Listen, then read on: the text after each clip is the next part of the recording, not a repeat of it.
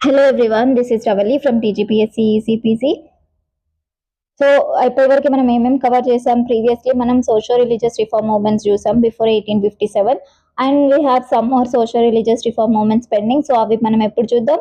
So last కి చూసేద్దాం. First ఇప్పుడు ఏంటి, మనం రివాల్ట్ ఆఫ్ 1857 ఎప్పటి నుంచో వెయిట్ చేస్తున్న రివాల్ట్ గురించి ఈ రోజు కంప్లీట్ గా డీటెయిల్డ్ గా ఎంసీక్యూ పాయింట్ ఆఫ్ వ్యూ నుంచి యాజ్ వెల్ యాజ్ గ్రూప్ 1 ఎవరైతే ప్రిపేర్ అవుతున్నారో వాళ్ళు ఎట్లా ఆన్సర్ రైటింగ్ రాయాలి, సో ఇవన్నీ చూసేద్దాం. Revolt of 1857. సో మరి మనం ఈ రివాల్ట్ లో మనం ఫస్ట్ ఏంటి, మరి రివోల్ట్ అనేది యాక్చువల్ గా ఒక చిన్న ఈవెంట్ కాదు, ఒక రోజులో జరిగేది కాదు, ఒక ఇయర్ లో జరిగేది కాదు. కొన్ని ఇయర్స్ నుంచి జరుగుతున్న రీజన్స్ వల్ల పీపుల్ ఫ్రస్ట్రేట్ అయ్యి, సో ఆ టైంలో ఎవరైతే ఉంటారో వాళ్ళ మీదకి తిరుగుబాటు చేయడం అనమాట. సో ఆబ్వియస్లీ బేసికల్ గా అక్కడ ఉన్న వాళ్ళు రూల్ చేసే వాళ్ళు లేదా కండిషన్స్ పెట్టే వాళ్ళు నచ్చక వాళ్ళ మీద తిరుగుబాటు చేయడం అనేది రివోల్ట్ అంటాం. సో ఫస్ట్ ఆఫ్ ఆల్ మీరు ఈ రివోల్ట్ స్టోరీ నేను చెప్పేటప్పుడు మీరు జస్ట్ ఎట్లా ఇమాజిన్ చేసుకోవాలంటే, ఒక మూవీ స్టోరీ లాగా. అంటే మీరు ఒక సినిమా థియేటర్ లో కూర్చున్నప్పుడు so you will witness some things కదా రివోల్ట్ గురించి, సో అవన్నీ ఇమాజిన్ చేసుకోండి.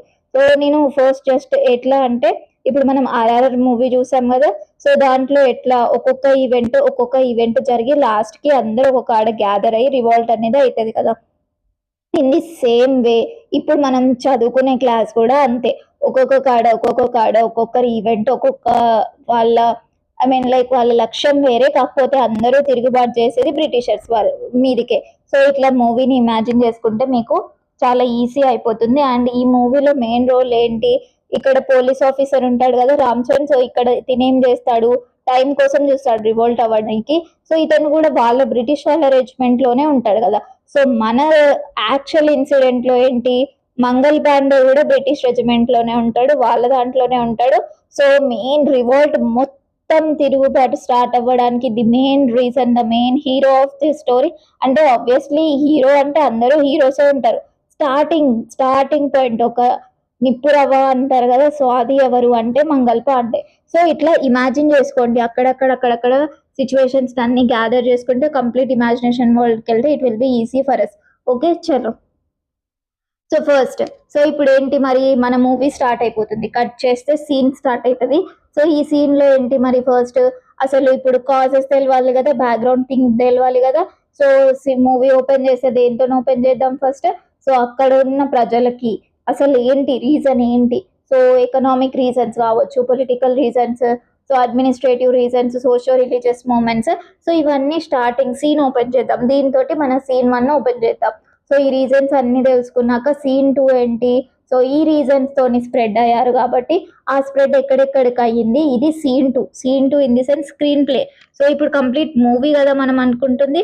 సో మనం చదివేది ఏంటి, 1857 రివోల్ట్. సో ఈ రివోల్ట్ మనం మూవీ యాంగిల్లో చదువుతున్నాం. ఫస్ట్ ఏం సీన్ నేర్చుకోబోతున్నాం, different causes of the revolt నేర్చుకోబోతున్నాం. తర్వాత ఆ రివోల్ట్ ఎక్కడి నుంచి ఎక్కడికి స్ప్రెడ్ అయింది అది నేర్చుకుంటాం. సో తర్వాత ఏంటి, దాంట్లో ఎవరెవరు జాయిన్ అయ్యారు, సో అవి కూడా చూస్తాం అనమాట.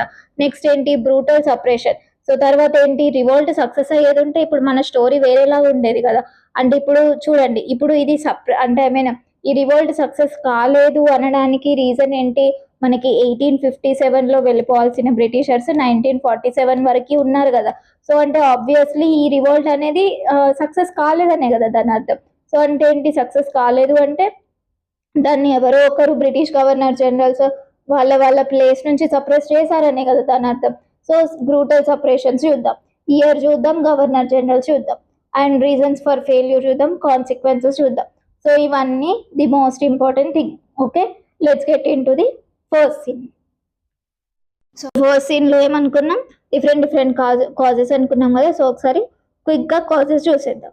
సో ఫస్ట్, రివోల్ట్ కన్నా ముందు, కాజెస్ కన్నా ముందు అసలు మనం ఈ రివోల్ట్ ఒక్క రోజులో జరిగింది కాదు, నాట్ ఏ సడన్ మూమెంట్ గా జరిగింది కూడా కాదు. కొన్ని సంవత్సరాల నుంచి జరుగుతూ ఉన్న ఆపరేషన్స్ ని సడన్ గా పీపుల్ ఏం చేశారు, ఇంకా మా వల్ల కాదు అని చెప్పేసి ఒక పాయింట్ ఆఫ్ టైంలో వాళ్ళు తిరుగుబాటు చేశారనమాట. సో అంటే it is causes of different event అనమాట. ఓకే, 1757 to 1857 మధ్యలో జనాలు చాలా డిస్కంటెంట్ చూసారు, period of discontent. So several popular breaks అనేది జరిగినాయి. సో దీంట్లో ఏంటి, దేర్ ఫోర్ అప్పుడు సో ఇదంతా జరిగిన తర్వాత 1857 రివోల్ట్ అనేది ఒక సడన్ ఈ మూమెంట్ లాగా కాకుండా కంటిన్యూస్ డిస్కంటెంట్ వల్ల వచ్చిన ఈవెంట్ అని చెప్పుకోవచ్చు మనం. సో దీంట్లో ఎవరెవరు పార్టిసిపేట్ చేశారు, along with the main people, tribal revolts, sepoy mutinies, peasant revolts, so ఇవన్నీ ఉన్నాయి.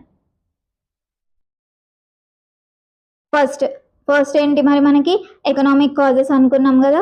So just close your eyes, imagine we're in we're watching a movie అనుకోండి. ఎకనామిక్ కాజెస్ సీన్ ఓపెన్ చేసేసాం. సో ఏంటంటే బ్రిటిష్ పాలసీస్ ఎందుకు వచ్చాయి అంటే, so background scene ఏంటి అంటే 1773లో మనకి 1773 నుంచి ఏమవుతుంది, అప్పటి నుంచి ఈస్ట్ ఇండియా కంపెనీ, సో అక్కడ నుంచి మన ఇండియాలోకి వచ్చేస్తుంది కదా. సో ఒక కంపెనీ పేరు మీద వస్తారు. సపోజ్ ఫర్ ఎగ్జాంపుల్ ఇక్కడ మనకి యాపిల్, గూగుల్ అవన్నీ ఏంటి మన ఓన్వి కాదు కదా, బయట నుంచి వచ్చి ఇక్కడ బిజినెస్ చేసుకుందామని వచ్చి ఎస్టాబ్లిష్ చేస్తారు. In the same way east India company కూడా ఒక బిజినెస్ చేసుకుందామని చెప్పేసి ఇక్కడ వచ్చి వాళ్ళ కంపెనీని పెట్టుకుంటారు. పెట్టుకున్న వాళ్ళు చక్కగా ఉండి బిజినెస్ చేసుకోవచ్చా, లేదు, అట్లా చేయలేదు. వాళ్ళు ఏం చేశారు, ఇంటర్నల్ మ్యాటర్స్లో ఇంటర్ఫియర్ అవ్వడం స్టార్ట్ చేశారు. సో మెల్లమెల్లగా ఏంటి కంప్లీట్ కంట్రోల్ తీసుకోవడం స్టార్ట్ చేశారు. ఇంకా తర్వాత వాళ్ళు కొన్ని వార్స్ లో కూడా పార్టిసిపేట్ చేశారు. వార్స్ గెలిచాక ఏంటి, సో మ్యామ్ మరి మాకు ఆ వార్స్ అన్ని చెప్పరా, ఇయర్స్ చెప్పరా, MCQs కి ఇంపార్టెంట్ కాదా అంటే, ఫస్ట్ మన కాన్సన్ట్రేషన్ ఏంటి, ఇండియన్ నేషనల్ మూవ్మెంట్ కదా. ఇది అయిపోయినాక హ్యాపీగా కంప్లీట్ ఏన్షియంట్ మిడివల్ మోడర్న్ హిస్టరీలో వార్స్ ఏమున్నాయి, సో అన్ని నేర్చేసుకుందాం. But just concentrate on Indian national movement and at present 1857 revolt. Just మీకు ఇది ఎందుకు చెప్తున్నా, బ్యాక్గ్రౌండ్ స్టోరీ తెలిస్తే మీకు ఈజీ అవుతుంది కాబట్టి చెప్తున్నా. సో ఇక్కడ 1773 నుంచి ఏంటి మెల్లగా ఈ కంపెనీ లాగా ఉండకుండా పాలసీస్ చేయడం స్టార్ట్ పెట్టింది. అంటే ఎగ్జాంపుల్ ఏంటి, ఇప్పుడు మనకి తెలంగాణలో కాంగ్రెస్ గవర్నమెంట్ ఉంది, ప్లస్ ఇప్పుడు యాపిల్, సో గూగుల్ తీసుకుందాం, యాపిల్ కాదు గూగుల్ తీసుకుందాం. సో గూగుల్లో ఏంటి, గూగుల్ ఉంది మన దగ్గర. సో దాన్ని ఏమేంటి ఇక్కడ ఉండి బిజినెస్ వర్క్స్ చేసుకోవాలి. కానీ అది మెల్లగా కాంగ్రెస్ గవర్నమెంట్ పాలసీ మేకింగ్ లో ఇన్వాల్వ్ అయిపోయి ఫినాన్షియల్ మ్యాటర్స్ తీసుకొని ఫినాన్షియల్ బడ్జెట్ ప్రజెంట్ చేసి సో అట్లా ఇన్వాల్వ్ అయింది అనుకోండి. సో ఎట్లుంటది, సేమ్ అప్పుడు 1773 టైం తర్వాత మెల్లమెల్లగా ఏం చేసిందంటే ఈస్ట్ ఇండియా కంపెనీ కూడా ఇట్లనే చేసింది. సో అది ఉన్న ప్లేస్ లో ఉండకుండా కింగ్స్ మేక్ చేసే రూల్స్ కాకుండా ఇది సపరేట్ రూల్స్ మేక్ చేయడం స్టార్ట్ చేసింది. సో దాని అన్నిటికీ రీజన్స్ తర్వాత తెలుసుకుందాం. జస్ట్ మీకు ఇప్పుడు అర్థమైంది కదా. సో బ్రిటిష్ పాలసీస్ ఎందుకు వచ్చాయో అర్థమైంది కదా. That is the thing. So వాళ్ళు చేసే పాలసీస్ వీళ్ళకి నచ్చట్లేదు. ఎందుకు, మెల్లిగా హెవీ టాక్సేషన్ పెట్టడం స్టార్ట్ చేసిళ్ళు, కొత్త రెవెన్యూ సెటిల్మెంట్స్ వాళ్ళు తీసుకోవడం స్టార్ట్ చేసిళ్ళు, దాని మీద హెవీ టాక్సేషన్ చేయడం స్టార్ట్ చేసిళ్ళు. ఇంకా దాని వల్ల ఏంటి, పీసెంట్స్ అనే వాళ్ళు రివోల్ట్ వాళ్ళు ఏంటి, ఇప్పుడు వాళ్ళకి పండేదే కొంచెం పంట, అందులో హెవీ టాక్సేషన్ అంటే ఏంటి, వాళ్ళ దగ్గర పైసలు ఉండద్దు. సో మనీ లెండర్స్ దగ్గర నుంచి తీసుకోవడం స్టార్ట్ పెట్టిల్లు అనమాట. సో అప్పుడు ఏమవుతుంది, ఇప్పుడు చూడండి నా దగ్గర ఉన్న భూమిలో పండే పంట పండకుండా నేను ఇంకా గవర్నమెంట్ కి ట్యాక్స్ కట్టాలి అని పెడితే ఇప్పుడు అమౌంటే లేదు నా దగ్గర. ఆబ్వియస్లీ నేను వేరే వాళ్ళ దగ్గర ఇప్పుడు లోన్ తీసుకురావాలి కదా. సేమ్ అప్పుడు ఫార్మర్స్ కూడా వాళ్ళు అదే చేసిళ్ళు అనమాట. సో కంప్లీట్ గా ఏమైండ్రు, వాళ్ళు డెట్ రిటర్న్ అవ్వడం స్టార్ట్ చేసిళ్ళు. సో దీని వల్ల 1857 రివోల్ట్ లో ఫార్మర్స్ కూడా ఒక పార్ట్ వాళ్ళు ప్లే చేసిళ్ళు. సో మీకు MCQ రావచ్చు, who took part in the 1857 revolt అని చెప్పేసి. So peasants first. So peasants వాళ్ళు సాటిస్ఫై అవ్వలేదు హెవీ టాక్సేషన్, సో వాళ్ళు కూడా ఇన్వాల్వ్ అయ్యారు. So peasants. నెక్స్ట్ వచ్చేసి peasants is nothing but farmers. Okay, next British policies లో నెక్స్ట్ ఏంటి, annexation of states. So states ని వాళ్ళు అనెక్స్ ఇన్ ది సెన్స్ వాళ్ళు టేక్ ఓవర్ చేసుకున్నాక అక్కడ ఉన్న చిన్న కళాకారులు వాళ్ళు చేసి దాన్ని అమ్ముకొని బతుకుతారు కదా. సో ఆర్టిషన్స్ ఏం చేశారు, వాళ్ళ సోర్స్ ఆఫ్ రెవెన్యూ అనేది పోయింది. నెక్స్ట్ ఇదొకటి. నెక్స్ట్ ఏంటి, ఇప్పుడు ఆర్టిషన్స్ కూడా పార్టిసిపేట్ చేశారు. Next high tariffs on Indian goods. So ఇప్పుడు ఏంటి, మర్చెంట్స్ కూడా వాళ్ళకు కూడా వీళ్ళ వల్ల నష్టం వచ్చింది కాబట్టి వీళ్ళు కూడా పార్టిసిపేట్ చేయడం స్టార్ట్ చేశారు. నెక్స్ట్ దీని అంతటి వల్ల రిజల్ట్ ఏంటి, ఎకనామిక్ సిచ్యువేషన్ ఏంటి అంటే ఇండియన్ ఇండస్ట్రీ కంప్లీట్ గా రూయిన్ అయిపోయింది. సో అప్పుడు కాటేజ్ ఇండస్ట్రీస్ అవన్నీ ఉండే కదా, చేనేత కార్మికులు, సో అది రూయిన్ అయిపోయింది అనమాట. సో ల్యాండ్ అండ్ అగ్రికల్చర్ మీద ప్రెషర్ ఎక్కువ పడిపోయింది ఇంకా. సో పడిపోవడం వల్ల ఏంటి, ఆల్రెడీ పావర్టీలో ఉన్న జనాలు ఇంకా ఎక్స్ట్రీమ్ పావర్టీలోకి వెళ్ళిపోయారు. సో పాపరైజేషన్ అంటే ఆల్రెడీ పావర్టీలో ఉన్న వాళ్ళు ఎక్స్ట్రీమ్ పావర్టీకి వెళ్ళేదాన్ని పాపరైజేషన్ అంటారు. సో బ్రిటిష్ ఎకనామీ వాళ్ళు తీసుకొచ్చిన పాలసీస్ వల్ల సో ఇంతమంది దే ఆర్ సఫరింగ్ అనమాట. సో ఇది ఒక ఎకనామిక్ కాజ్. సో నెక్స్ట్ చూసేద్దామా, political causes. So political causes in the sense ఏంటి, ఇప్పుడు వాళ్ళు ఏంటి, అప్పుడు చిన్న చిన్న స్టేట్స్ ఉండేవి కదా, మ్యాప్లో చూద్దాం. Just minute. ఎస్. సో ఇప్పుడు మ్యాప్ ఉంది కదా, సో ఇక్కడ చిన్న చిన్న ప్రిన్స్లీ స్టేట్స్ ఉన్నాయి కదా. బ్రిటిష్ వాళ్ళ ఈస్ట్ ఇండియా కంపెనీ వాళ్ళ ఏం ఏంటిదంటే మెల్లమెల్లగా ఒక్కొక్క దాన్ని వాళ్ళ కంట్రోల్లో తీసుకొని మొత్తం వాళ్ళ కంట్రోల్లో తెచ్చుకుందామని చెప్పేసి దే ఆర్ ప్లానింగ్. అది వాళ్ళ టార్గెట్. సో మీకు ఇక్కడ సీన్ అర్థమవుతుంది కదా. సెకండ్ సీన్ లో ఏంటి, పొలిటికల్. ఎకనామిక్ అయిపోయింది, ఇప్పుడు పొలిటికల్ గా ఎట్లా ప్లాన్ చేస్తుందో చూద్దాం. సో ఎస్, ఇప్పుడు ఏంటి మరి, పొలిటికల్ అనెక్సేషన్ అవుతుంది. సో పొలిటికల్ అనెక్సేషన్ లో ఏంటి, రెండు the most important for MCQs. So group 3 ఎవరైతే చదువుతున్నారో, mainly for group 3, Amaresh are you listening? So you are studying only for group 3 కదా. So for you this is very important for MCQs. Group 1 group 2 కి కూడా చాలా important facts. Doctrine of lapse subsidiary alliance. ఈ class అయిపోయే వరకు you should be perfect with years of doctrine lapse and states of doctrine lapse and subsidiary alliance and also governor generals ఎవరెవరు ఉన్నారు వీళ్ళ టైంలో. సో ఇవన్నీ పర్ఫెక్ట్ అయిపోవాలి. So if you are listening just listen properly and no, I mean like ఇక్కడ memorize చేసేసుకోండి. So political reason లో the most important reasons ఏంటి? So repeat after me. The most important causes of 1857 revolt, doctrine of lapse, subsidiary alliance. So రేపు మీరు history అయిపోయాక మీ friend వచ్చి అరే 1857 revolt అవుతున్న పొలిటికల్ కాజెస్ ఏంటిరా దానికి అంటే టక్కన ఆలోచించకుండా మీరు ఏం చెప్పాలి, doctrine of lapse and subsidiary alliance. Okay ma'am చెప్తాం. మరి ఒకవేళ మా ఫ్రెండ్ ఎక్స్ప్లెయిన్ చేయమని అడిగితే మాకు రావాలి కదా అంటే let's learn this. Okay, the simple, చాలా సింపుల్ థింగ్స్, మీరు ఈజీ గుర్తుండిపోతుంది.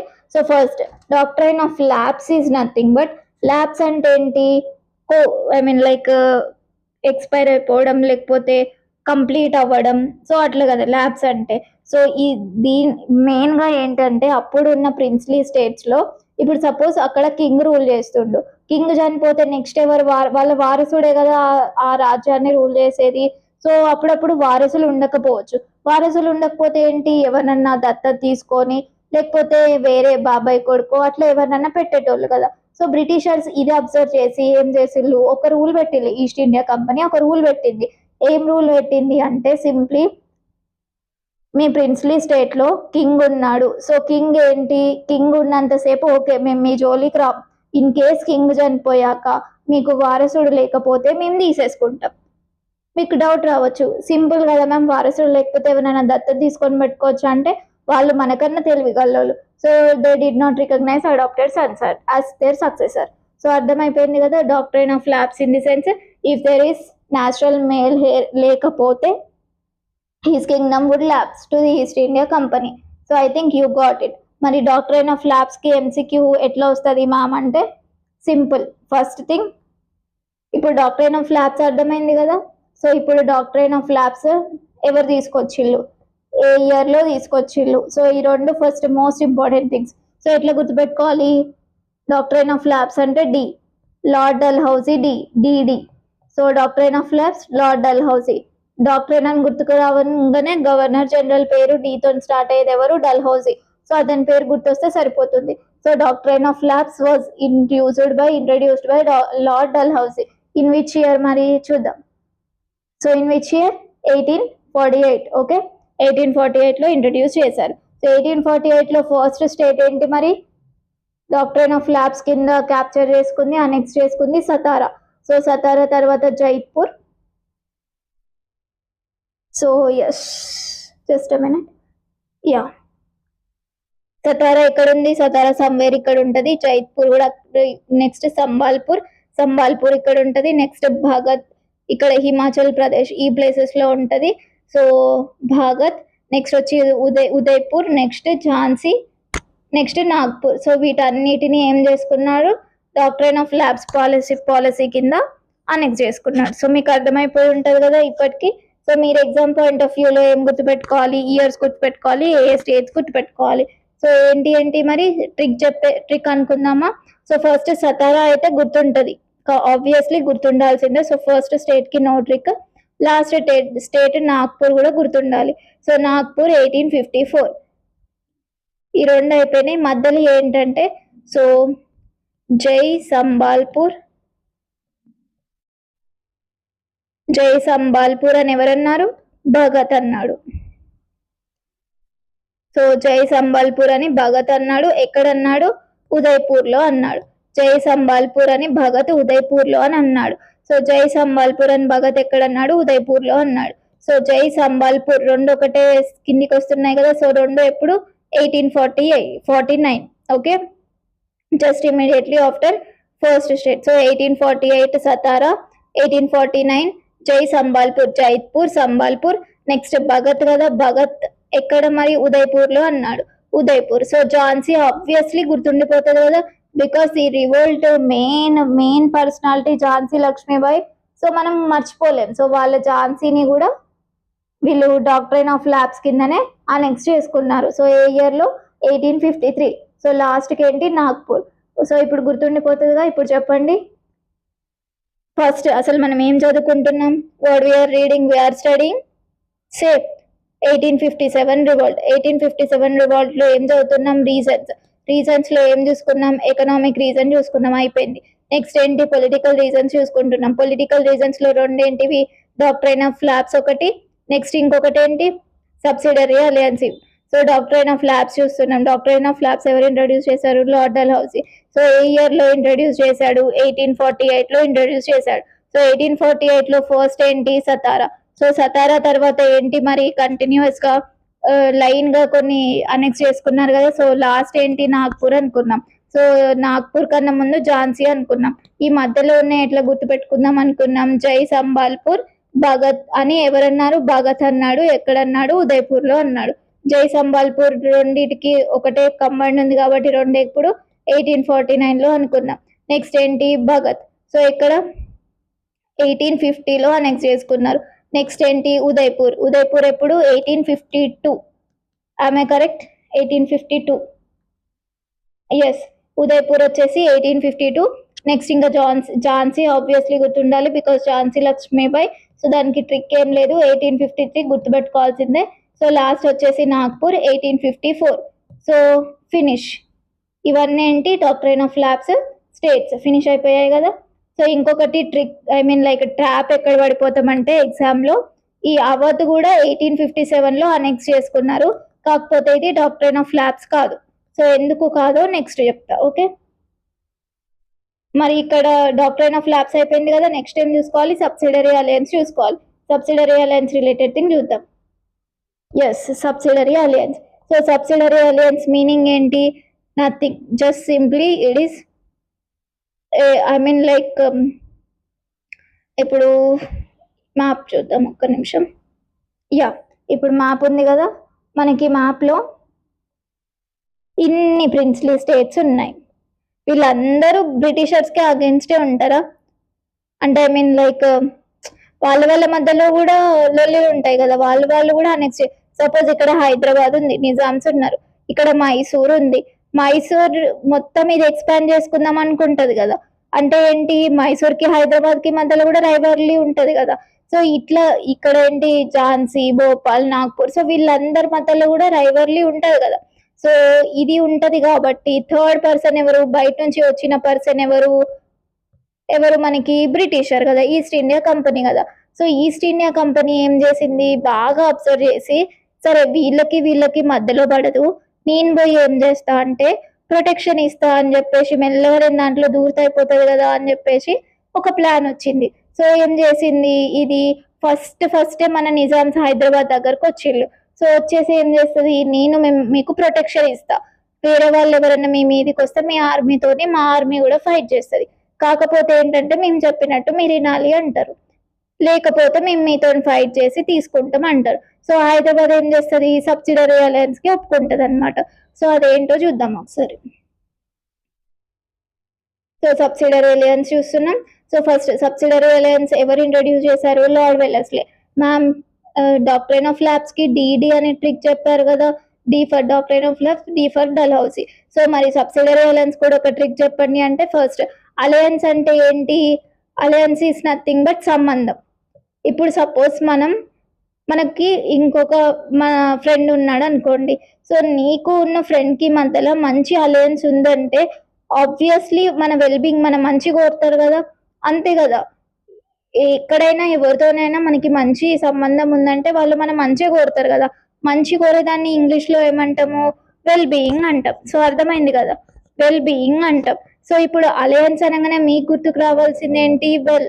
సో వెల్ అంటే ఏంటి, ఏ గవర్నర్ జనరల్ ఉన్నాడు వెల్ పేరు మీద, వెల్లెస్లే. సో అలయన్స్ అంటే గుర్తుకు రావాల్సింది well being. So well being అంటే వెల్లెస్లే. సో ఇప్పుడు వచ్చేస్తుందా అలయన్స్, సబ్సిడరీ అలయన్స్ తీసుకొచ్చింది ఎవరు, లార్డ్ వెల్లెస్లే. సో ఇంకొకసారి మర్చిపోరు కదా, చలో. సో ఇప్పుడు స్టేట్స్ అండర్ సబ్సిడరీ అలయన్స్. మరి స్టేట్స్ అండర్ సబ్సిడరీ అలయన్స్ ఏంటి, ఫస్ట్ హైదరాబాద్ నిజామ్స్ అనుకున్నాం 1798. సో ఇది కూడా 8తోనే ఎండ్ అవుతుంది. అదేమో 1848 డాక్ట్రైన్ ఆఫ్ ల్యాబ్స్. ఇదేమో 1798 సబ్సిడరీ అలయన్స్. చూడండి ఫస్ట్ సబ్సిడరీ అలయన్స్ వచ్చింది, ఇది డాక్ట్రైన్ ఆఫ్ ల్యాబ్స్ కాదు, గుర్తుపెట్టుకోండి, ఎంసీక్యూలో ఇంపార్టెంట్. సో సబ్సిడరీ అలయన్స్ కింద ఫస్ట్ బలైన స్టేట్ ఏంటి, హైదరాబాద్. సో 1798. సో తర్వాత ఏంటి, మైసూర్, తాంజూర్, అవధ్, పేష్వా, భోన్స్లే, సింధియా. సో ఇక్కడ మైసూర్, సో తాంజూర్ కూడా ఇక్కడే ఉంటుంది. నెక్స్ట్ అవధ్ ఎక్కడ, ఈ ప్లేస్లో ఉంటుంది అవధ్. నెక్స్ట్ వచ్చేసి అవధ్. సో పేష్వా బాజీరావు వాళ్ళది. And next Nagpur. నెక్స్ట్ వచ్చేసి సింధియా.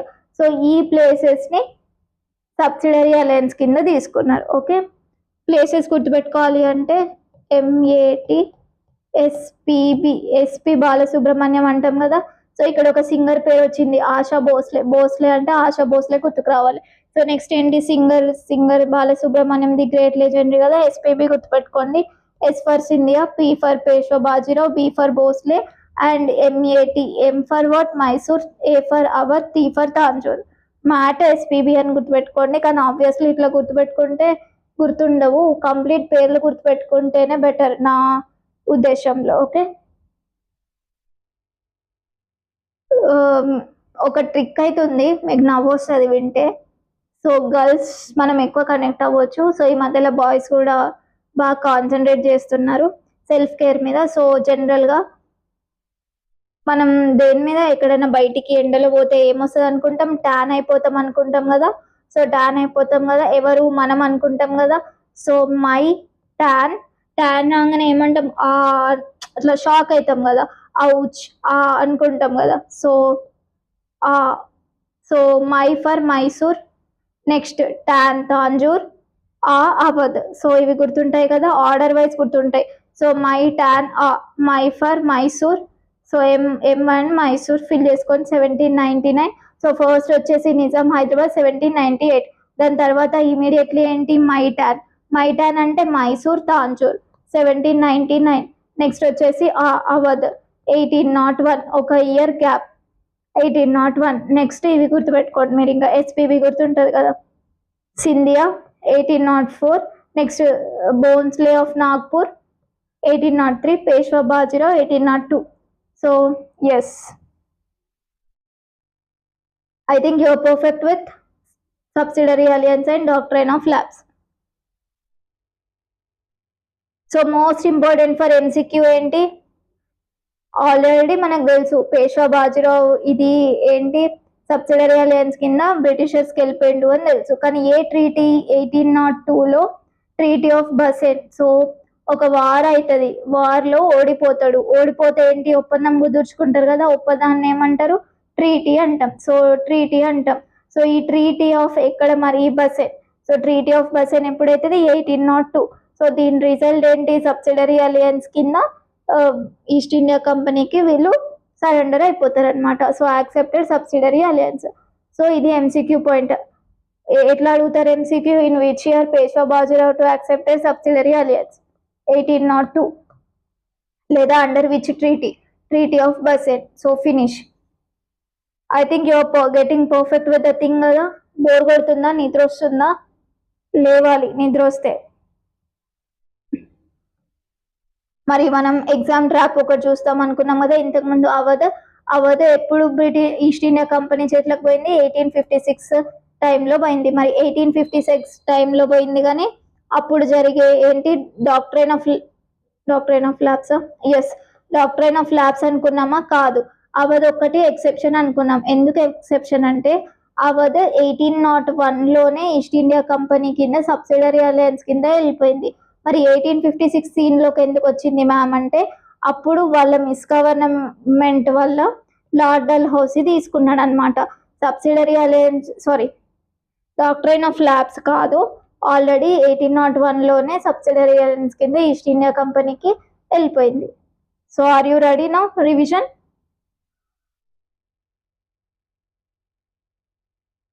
సో ఎవ్రీవన్ రివిజన్ చేస్తారా? అవసరం లేదా? ఒక్కసారి రివిజన్ చేసేద్దాం, బికాస్ ఇట్లా రివిజన్స్ చేసుకుంటూ వింటేనే ఇట్ విల్ బి పర్ఫెక్ట్. నాతో మీరు చెప్పాలి. అసలు మనం ఏం నేర్చుకుంటున్నాం? 1857 రివోల్ట్ నేర్చుకుంటున్నాం. 1857 రివోల్ట్లో ఏం చూస్తున్నాం? Causes of 1857 revolt. కాజెస్లో ఎన్ని కాజెస్ ఉన్నాయి? 4 కాజెస్: ఎకనామిక్, పొలిటికల్, సోషో, ఇంకొకటి అడ్మినిస్ట్రేటివ్. సో ఇప్పుడు ఏంటి? ఎకనామిక్ చూసుకున్నాం. ఎకనామిక్లో మెయిన్ ఏంటి? పీసెంట్స్, మర్చెంట్స్ వీళ్ళందరూ డిసప్పాయింట్ అయ్యారు, ఎక్స్ట్రీమ్ పావర్టీలోకి వెళ్ళిపోతున్నారు అని చెప్పేసి దే స్టార్టెడ్ రివోల్టింగ్. నెక్స్ట్ ఏంటి? పొలిటికల్లో 2 రీజన్స్ ఏంటి? డాక్ట్రైన్ ఆఫ్ ల్యాబ్స్, ఇంకొకటి ఏంటి? Subsidiary alliance. Doctrine of lapse D for what? Dalhousie. Year వచ్చేసి 1848. సో నెక్స్ట్ సబ్సిడరీ అలయన్స్ అనగానే గుర్తుకు రావాల్సింది వెల్ బీయింగ్ అంటే lord Wellesley. So next year వచ్చేసి 1798 అనుకుంటా కదా. ఎస్, 1798. సో ఇక్కడ వరకు అయిపోయింది. మరి ఇప్పుడు డాక్ట్రైన్ ఆఫ్ ల్యాబ్స్లో ఏమేమి ఉన్నాయి? మరి వీ హ్యావ్ స్టేట్స్ కదా, చూసుకున్నాం కదా, అది చెప్పేసేయండి. నెక్స్ట్ ఇది సబ్సిడరీ ఫినిష్. సో ఝాన్సీ దేని కిందికి? డాక్ట్రైన్ ఆఫ్ ల్యాబ్సా లేకపోతే నెక్స్ట్ ఏంటి? Subsidiary alliance. You should say. So 2 causes అయిపోయాయి. నెక్స్ట్ ఎస్, ఇక్కడ పొలిటికల్ కాజెస్ అయిపోయినాయి. నెక్స్ట్ వచ్చేసి ఏంటి? Administrative causes. సో అడ్మినిస్ట్రేటివ్ కాజెస్లో ఏంటి? ఫుల్ కరప్షన్ చేస్తుండే east India company. So obviously నచ్చలేదు వాళ్ళకి. నెక్స్ట్ ఏంటి? ఇండియన్స్ని మంచిగా చూడకపోతుండే అనమాట, బయటలాగా చూస్తుండే. సో ఎస్, ఇండియన్స్ వాళ్ళని ఇంకా వాళ్ళకి పడలేదు. So these are the administrative causes. Next ఇది మెయిన్గా మనం పాలిటీ చదివేటప్పుడు డీప్గా ఇయర్స్తో సహా చూసుకుంటాం. So finally socio religious causes ఏంటి? ఫస్ట్ లోకల్స్ కన్నా వీళ్ళే సుపీరియర్ అని ఫీల్ అవుతుండే వాళ్ళు. ఇంకేంటి? ఎవడన్నా బయట నుంచి వచ్చేసి మన ఇంట్లో ఉన్న రిలీజియన్ కండిషన్స్ మీద లేకపోతే ఏంటి మన మనుషుల మీద పెత్తనం చూపించడం. సో ఏంటి? కమాండ్ తీసుకోవడం చేస్తే ఆబ్వియస్లీ మనం ఇంట్లో నుంచి బయటికి ఎంటేయడానికే చూస్తాం కదా. ఎవరు నువ్వు థర్డ్ పర్సన్ వచ్చి మా ఫ్యామిలీ మ్యాటర్స్లో ఇన్వాల్వ్ అవుతున్నామని కోపం వస్తుంది కదా. So obviously in the same way ఒక బయట నుంచి ఈస్ట్ ఇండియా కంపెనీ వచ్చేసి మన దగ్గర ఉన్న రిలీజియస్ థింగ్స్ అట్లా కొన్ని సూపర్స్టిషియస్ని కూడా తీసేసింది అనుకున్నాం కదా మొన్నటి క్లాసెస్లో. సతీ యాక్ట్ వచ్చింది, women's education, widow remarriage, so ఇవన్నీ వచ్చినాయి అనుకున్నాం కదా. సో ఆబ్వియస్లీ మన ఇంట్లోకి వచ్చి మన కల్చర్లో వేలు పెట్టి అన్నీ మారుస్తుంటే కోపం వస్తుంది కదా. So in the same way అప్పుడున్న ప్రజలకు కూడా అదే వచ్చింది. క్రిస్టియన్ మిషనరీస్ పెరగడం, సో ఇవన్నీ స్టార్ట్ అయినాయి. సో ఇవి సోషో రిలీజియస్ కాజెస్. నెక్స్ట్ ఏంటి? మరి చూడండి, ఇప్పుడు మీకు ఎంత ఒక 1 minute మీకు ఈ టాపిక్ అర్థమైంది, జస్ట్ బికాస్ మీకు బ్యాక్గ్రౌండ్ తెలుసు. బ్యాక్గ్రౌండ్ ఏంటి? నిన్నటి క్లాసెస్లో మీకు బేస్ బిల్డ్ చేసినా కదా. So this is the way you should study history. అర్థమైంది కదా. ఫస్ట్ బేస్ బిల్డ్ చేసుకోవాలి, తర్వాత మెయిన్ థింగ్స్ చదవాలి. మనం చదువుకోవాలనుకుంటే 1857 రివోల్ట్ ఫస్ట్ క్లాస్లోనే చదువుకునే వాళ్ళం, కానీ అప్పుడు మీకు అంతగా అర్థమయ్యేది కాదు. ఇప్పుడు అర్థమైపోయింది కదా. ఎస్. సో ఇప్పుడు ఏంటి? ఇన్ఫ్లుయెన్స్ ఫ్రమ్ అవుట్ సైడ్ ఎట్లా? సో బ్రిటిషర్స్ వీక్ అనుకున్నారు, అంటే ఇన్ ది సెన్స్ సో ఇట్లా జరిగిన వార్స్ అన్నీ ఓడిపోతూ వచ్చిండ్రు అనమాట బ్రిటిషర్స్. సో అప్పుడు ఏంటి? Made Indians think British is not as a strong అని చెప్పేసి. సో ఈ రీజన్స్ అన్నిటి వల్ల తిరుగుబాటు చేద్దామని చెప్పేసి అనుకున్నారు. సో ఇదంతా పక్కకు పెడితే this is the major important thing where the revolt has started అనమాట. ఏంటి మరి? Discontent of sepoys. So sepoys అంటే వాళ్ళ బ్రిటిష్ ఆర్మీలో ఇండియన్స్ ఉంటుండే కదా. సో వాళ్ళు ఏంటి? ఇప్పుడు మనం RRR మూవీలో చూసుకున్నాం కదా.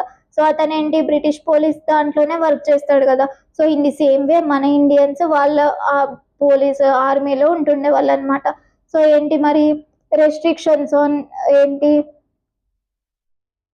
సపోజ్ పంజాబీస్ 6 అది టర్బన్ పెట్టుకుంటారు కదా, అది పెట్టుకోనియకపోవడం, లేకపోతే ఏంటి ఏదైనా తాడు కట్టుకోవడం, సో అట్లాంటి మన రిలీజియస్ థింగ్స్ రెస్ట్రిక్ట్ చేసేవాళ్ళు అనమాట. నెక్స్ట్ ఏంటి క్యానిన్ జనరల్ సర్వీస్ ఎస్టాబ్లిష్మెంట్ యాక్ట్, తను ఏం చేసిండు, ఈ సిపాయిస్ ఉంటారు కదా వేరే కాడికి పంపిద్దామని ప్లాన్ చేస్తుండ అనమాట. సో ఇక్కడ ఏంటి మరి for Hindus it is a secret thing, అంటే ఏంటి సీ క్రాస్ చేయొద్దు, సీ ఆర్ ఓషన్ క్రాస్ చేస్తే లాస్ ఆఫ్ కాస్ట్ అని చెప్పేసి వాళ్ళు అనుకునే వాళ్ళు. సో ఇది ఏ మూవీలో చూస్తారు అంటే సుందరానికి మూవీ చూసారా? సో నా క్లాసెస్లో మూవీస్ రిఫరెన్స్ ఎక్కువ వస్తాయి.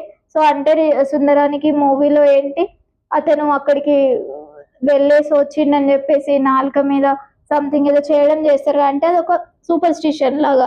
సో క్రాసింగ్ సీ క్రాస్ చేయొద్దు. సో అప్పుడు ఏంటి ఆబ్వియస్లీ వాళ్ళకి నచ్చని థింగ్స్ చేస్తున్నారు కదా. నెక్స్ట్ ఏంటి మరి ఈ బట్ట అంటే ఏంటి అలవెన్స్ అన్నమాట. So foreign service allowance to local sepoys ఇస్తుండే, ఫస్ట్ అయితే ఇస్తుండే, కాకపోతే ఏంటి అబాలిష్ చేశారు. సో అంటే ఏంటి డిస్క్రిమినేషన్ స్టార్ట్ అయింది కదా. సో ఇట్లా మెల్లిమెల్లిగా థింగ్స్ అనేవి అవుతున్నాయి. And this is the spark. So spark ఏంటి అంటే, సో అప్పుడు ఇట్లాంటి గన్స్ ఉంటుండే కదా, మనం పోస్టర్లో చూసాం జస్ట్ ఎస్. సో ఇట్లాంటివి ఉంటుండే కదా. సో దీంట్లో వాళ్ళు ఏం చేశారంటే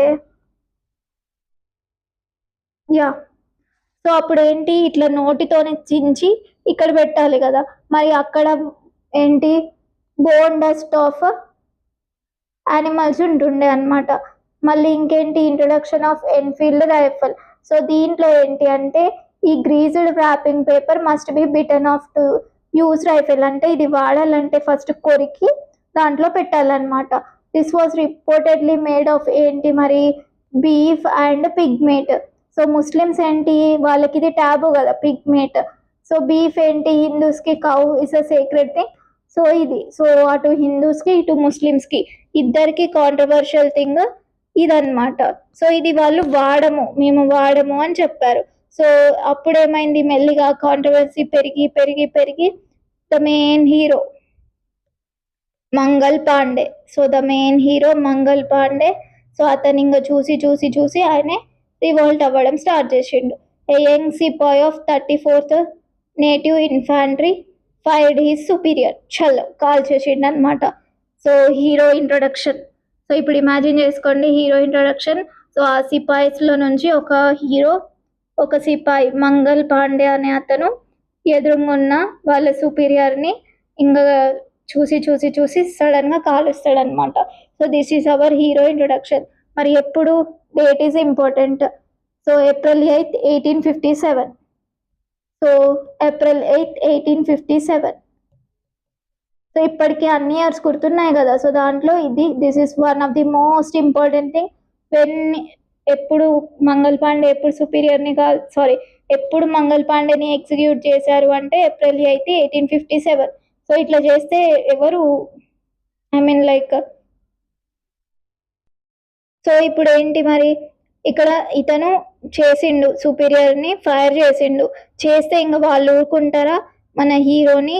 so they have executed on April 8th 1857. It is a sad day. So 1857 April 8th 1857 రోజు హ్యాంగ్ చేసేసిల్లు కలకత్తాలో. ఓకే, బరక్పూర్ కలకత్తాలో హ్యాంగ్ చేసేసిల్లు ఏప్రిల్ 8th 1857. డేట్ గుర్తుపెట్టుకోండి. సో మనకి ఇప్పటి నుంచి వచ్చే ఈవెంట్స్ డేట్స్ అన్ని 1857 తర్వాత నుంచే ఉంటాయి. So 1857 April 8th. So yes, beginning and spread ఎక్కడ స్టార్ట్ అయింది, ఎక్కడికి స్ప్రెడ్ అయింది చూద్దాం. సో మీరుట్లో స్టార్ట్ అయింది. ఈ most repeated MCQ, from which place 1857 revolt started? Meerut. Okay, 85 sepoys were jailed for refusing rifles. మేము వాడము అని చెప్పేసి 85 సిపాయిస్ని జైల్లో వేసేసిల్లు. Later freed by native sepoys and fled to Delhi. ఇప్పుడు ఎన్టీఆర్ రామ్ చరణ్ని జైల్లో నుంచి తీసేసి బయటికి పంపిస్తాడు కదా, ఇన్ ది సేమ్ వే అక్కడున్న నేటివ్ సిపాయిస్ సో ఏంటి విడుదల చేసేసుకొని ఢిల్లీకి వెళ్ళిపోయిల్లు. మీరూట్ నుంచి ఎక్కడికి వెళ్ళిళ్ళు, ఢిల్లీకి వచ్చేసిల్లు. జస్ట్ సీన్ ఇమాజిన్ చేసుకోండి, ఢిల్లీకి వచ్చేసిల్లు. సో ఇక్కడ ఏంటి మరి ఇప్పుడు ఇంటెన్స్ థింగ్ స్టార్ట్ అయింది అనమాట. సో ఇప్పుడు ఈ ఢిల్లీలో ఇప్పుడు ఆల్ ఓవర్ ఇండియా ఒక రివాల్ట్ జరుగుతుంది అంటే ఒక మెయిన్ పర్సన్ కావాలి కదా, ఒక కింగ్ ని అడ్డం అంటే కింగ్ పేరు పెట్టుకొని రివాల్ట్ జరుగుతుంది అని చెప్పుకోవాలి కదా. సో అప్పుడు బహదూర్ షా జఫర్ ఏంటి చాలా ఓల్డ్, ఇంకా అప్పటికైనా పని అయిపోయింది, ఓల్డ్. కాకపోతే జస్ట్ ఒక ఎంపరర్ ఆఫ్ ఇండియాగా డిక్లేర్ చేసేసి ఏం చేసిళ్ళు, బక్తర్ ఖాన్, జనరల్ బక్త్ ఖాన్ కమాండర్ తోటి వీళ్ళు తిరుగుబాటు చేయడం స్టార్ట్ చేసిళ్ళు. So he conducted state affairs with a board of 10, 6 army, 4 civilian. So first చేసేసి సో ఇదంతా మీరుట్లో స్టార్ట్ అయింది. వీళ్ళు ఢిల్లీకి వచ్చిళ్ళు. ఢిల్లీలో ఏమైంది, ఇక్కడ జనరల్ బక్త్ ఖాన్ ఏం చేసిండు, బహదూర్ షా జఫర్ ని ఎంపరర్ గా పెట్టేసేసి ఈ యాక్టివిటీస్ చేయడం స్టార్ట్ చేసిండు. సో నెక్స్ట్ ఏంటి, లక్నోలో ఎవరు మరి లీడ్ చేసేది, సో బేగం హజరత్ మహల్. సో లక్నో నుంచి ఎవరు, బేగం హజరత్ మహల్. సో ఇక్కడ ఏంటి వాళ్ళ అబ్బాయి కూడా, సో బేగం హజరత్ మహల్ అండ్ హర్సన్. నెక్స్ట్ కాన్పూర్ నుంచి ఎవరు, led by Nana Sahib. Next బీహార్లో ఎవరు, కన్వర్ సింగ్, బరేలీ, సో ఖాన్ బహదూర్. నెక్స్ట్ ఫైజాబాద్, మౌలావి అహ్మదుల్లా. ఝాన్సీ మనకు అందరికి తెలిసిందే, రాణి లక్ష్మీబాయి, తాంత్యా తోపే. సో ఈ తాంత్యా తోపే మెయిన్ గా ఏంటి, ఫేమస్ ఫర్ గొరిల్లా వార్స్ అంటాం కదా. సో అదేంటి మళ్ళీ ఇతను ఇక్కడ కూడా ఉంటాడు అండ్ నానా సాహెబ్ కి కూడా హెల్ప్ చేస్తాడు. So these are all the things. So different place, Meerut, Delhi, Lucknow, Kanpur, Bihar, Bareilly, Faizabad, next వచ్చేసి ఝాన్సీ. సో ఇదన్నీ. సో ఒకసారి మీరు ఇమాజిన్ చేసుకొని మ్యాప్ చూసేద్దాము.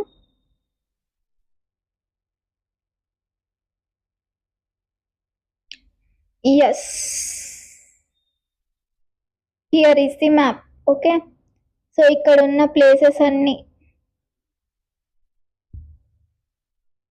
సో మీరుట్, లక్నో, ఝాన్సీ, సో ఇంకా ప్లేసెస్ ఉన్నాయి కదా.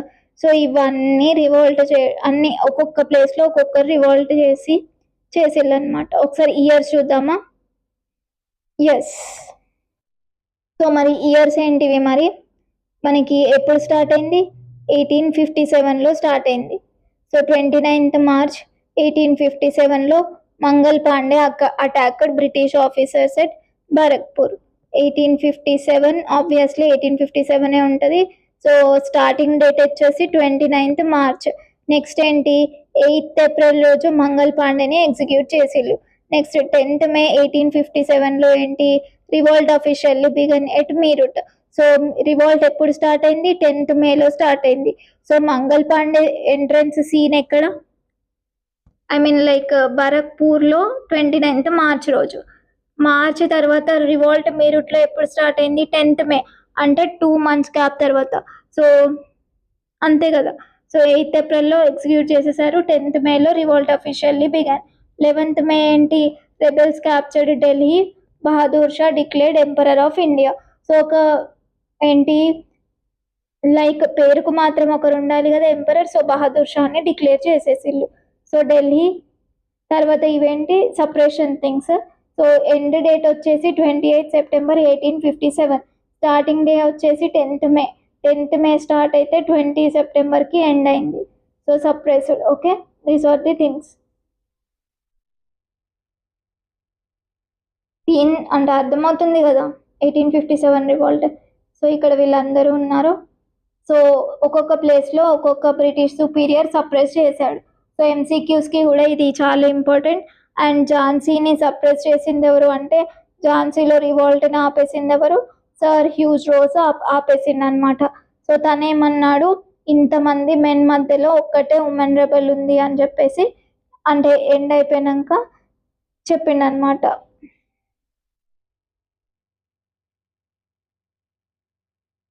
Next these are the things, ఇవి మీరు గుర్తుపెట్టుకోవాలి. So place first Delhi, Bahadur Shah to Bakht Khan అనుకున్నాం కదా.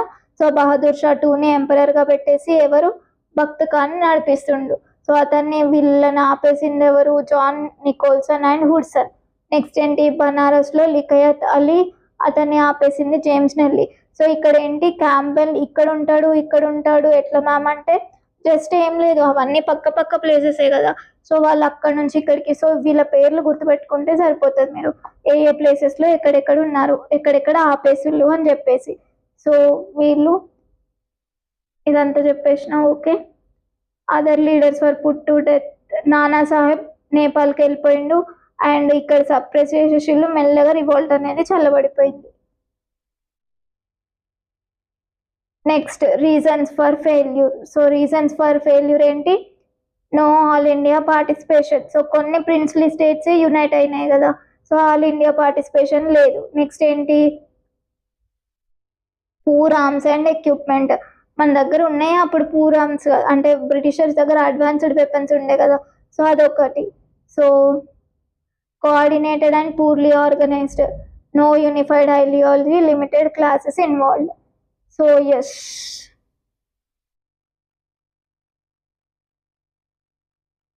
యా, బిగ్ జమీందార్స్ వీళ్ళందరూ ఉన్నారు కదా, రివోల్ట్ కి అగేన్స్ట్ గా వర్క్ చేసి, అంటే మనలోనే అప్పుడు యూనిటీ లేకుండే అని చెప్తున్నారు అనమాట. సో ఇది గ్రూప్ 1 క్వశ్చన్స్ కి ఇంపార్టెంట్. సో గ్రూప్ 1 ఆస్పిరెంట్స్ ఎవరైతే ఉన్నారో ఇవి మంచిగా చదువుకోండి. గ్రూప్ 2 కూడా ఓకే, గ్రూప్ 3 ఓకే, ఒకసారి చూసుకొని పెట్టుకోండి అంతే.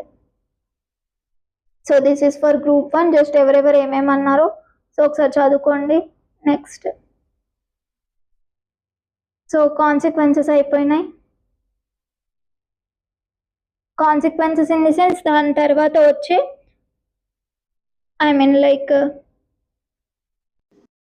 కాన్సిక్వెన్సెస్ అంటే ఏంటి, దాని తర్వాత వచ్చిన పరిణామాలు. So results.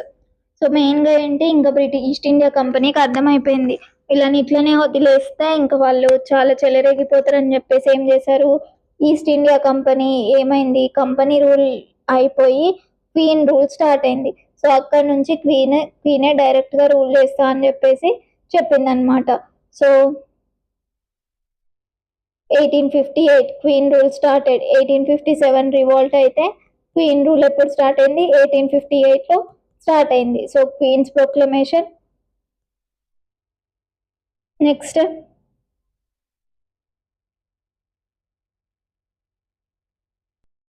సో ఇప్పుడు ఏంటి మరి consequences, like political, economic, social, military అనుకున్నాం కదా.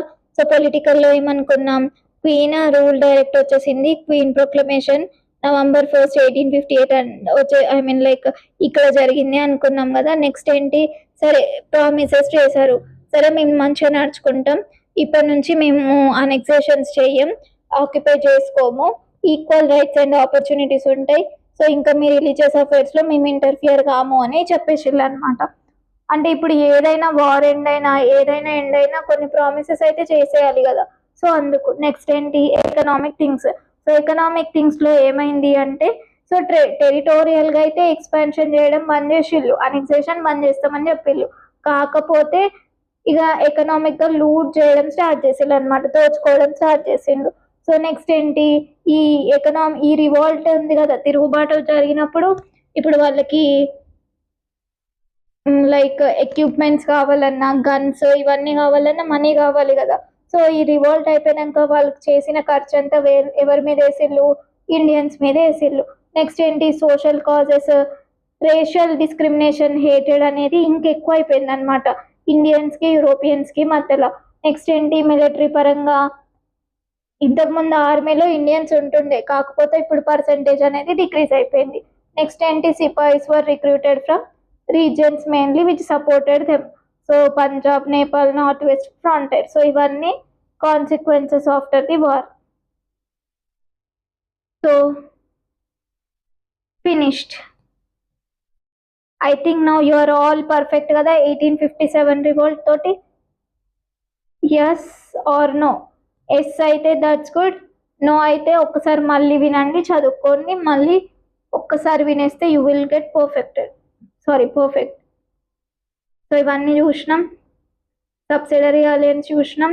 చూడండి వీళ్ళే మంగల్ పాండే ఎక్కడి నుంచి అనుకున్నాం, సో మంగల్ పాండే స్టార్ట్ అయింది కదా రివోల్ట్, ఇతనితోనే స్టార్ట్ అయింది కదా, hero of the starting point. Okay, he belongs to 34th native infantry. So మరి ఇతను ఎప్పుడు మరి, సో అతను మార్చ్లో 29th మార్చ్. సో 29th మార్చ్లో అతను ఆఫీసర్స్కి మీద ఫైరింగ్ చేసిండు. నెక్స్ట్ అతన్ని ఎగ్జిక్యూట్ చేసింది ఏప్రిల్లో, 8th ఏప్రిల్లో. చూడండి, ఎక్కువ గ్యాప్ కూడా తీసుకోలేదు, మార్చి ఏప్రిల్ 8th ఏప్రిల్లో. నెక్స్ట్ ఏంటి, 10th మే రోజు మీరూట్లో రివోల్ట్ అనేది స్టార్ట్ అయింది. సో 11th మేలో ఏంటి, బహదూర్ షాని ఎంపరర్గా డిక్లేర్ చేశారు. నెక్స్ట్ 28th సెప్టెంబర్లో అయిపోయింది, రివోల్ట్ అనేది అయిపోయింది. నెక్స్ట్ ఏంటి, తాంతియా తోపే అనుకున్నాం కదా, సో గొరిల్లా వార్స్కి ఫేమస్ అని. సో తనని కూడా 1859లో హ్యాంగ్ చేసేసారు. Next 17 June 1858, so Rani Lakshmibai died in battle of Kotah ki Serai. So ఇది important for MCQs. So Mangal Pandey చూసేసాం. సో ఇతన్ని ఎంపరర్గా డిక్లేర్ చూడండి, ఇంత ఓల్డ్ పర్సన్. సో అప్పటికి చాలా ఓల్డ్. అతని ఇంకా జస్ట్ డీఫాక్టో అన్నమాట, పేరుకు మాత్రమే ఒక ఎంపరర్ని పెట్టాలి కాబట్టి అతన్ని పెట్టి వెనక నుంచి వీళ్ళు ఫైట్ చేశారు. So last Mughal emperor, so declared emperor of India by rebels. So రంగూన్లో ఇతన్ని ఎక్సెల్ చేసేసిండ్రు.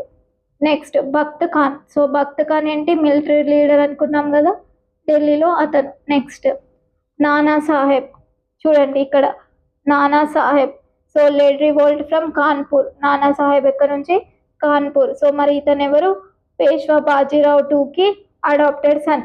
మరి పేష్వా బాజీరావు టూ ఏంటి మరి, డాక్ట్రైన్ ఆఫ్ ల్యాబ్స్ కిందికి వస్తాడా, సబ్సిడరీ అలయన్స్ కిందికి వస్తాడా, సబ్సిడరీ అలయన్స్ కిందికి వస్తాడు.